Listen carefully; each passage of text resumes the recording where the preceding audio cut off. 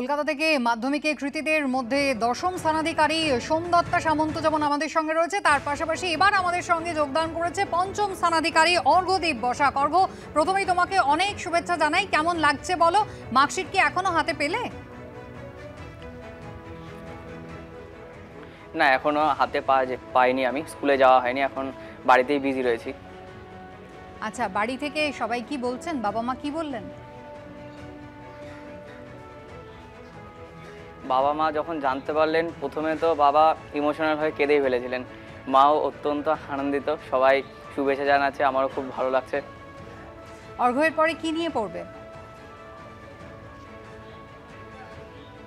ইচ্ছা আছে আইআইটিতে যাওয়ার, আইআইটিতে গিয়ে ফিজিক্স নিয়ে করার ইচ্ছা, ফিজিক্সে রিসার্চ করা।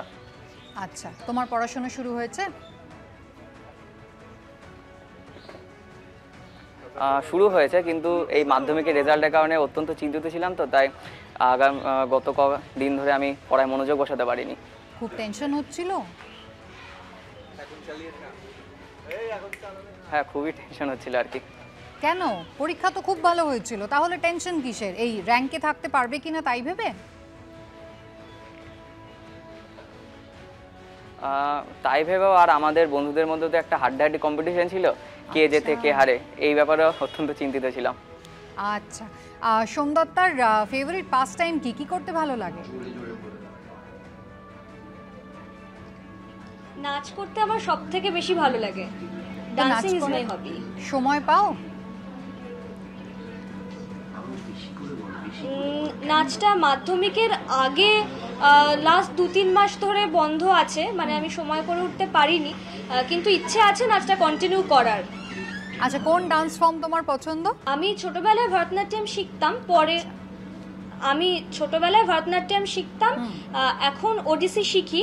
তবে আমি রবীন্দ্রনৃত্য, তাছাড়া পুরোনো দিনের বিভিন্ন বাংলা গানের সঙ্গে নাচও করি। আমি সব রকমই মোটামুটি ভালোবাসি। হ্যাঁ, মানে নাচটা আমি এতটাই ভালোবাসি যে ওটা মানে কোনো বাধা ধরা নিয়মের মধ্যে করি না, যখন ইচ্ছে করে, যেরকম ইচ্ছে করে সেরকম ভাবেই করি। সাম্যপ্রিয় গুরু তৃতীয় স্থান অধিকার করেছে পুরুলিয়া থেকে। এবার সাম্যপ্রিয় কি বললো শোনাবো আপনাদের।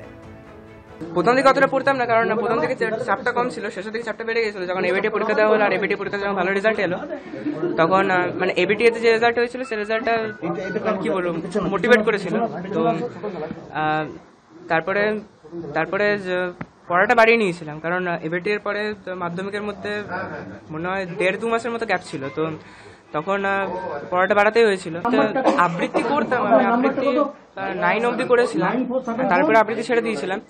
আর আমি বলতে পারেন যে ক্রিকেট খুব খেলতাম আর গান খুব শুনতাম। ওটা বাবা আমাকে বকতো যে মানে অত বেশি গান শোনাটা, মানে আমার মোবাইলে হেডফোন সবসময় কানেক্ট করাই থাকতো, তো খুব গান শুনতাম আমি। তো কিন্তু মানে বাবা আমাকে বলেছিল তো যে মাধ্যমিকের সময় কমিয়ে দিয়েছিলাম, কিন্তু মাধ্যমিক ক্রিকেট খেলাটাই গিয়ে গেছিলাম। মানে ক্রিকেট খেলতাম আমি মাধ্যমিকের মাঝে যখন ইতিহাসের গ্যাপ ছিল, তখন আমি সাথে ক্রিকেট খেলেছিলাম।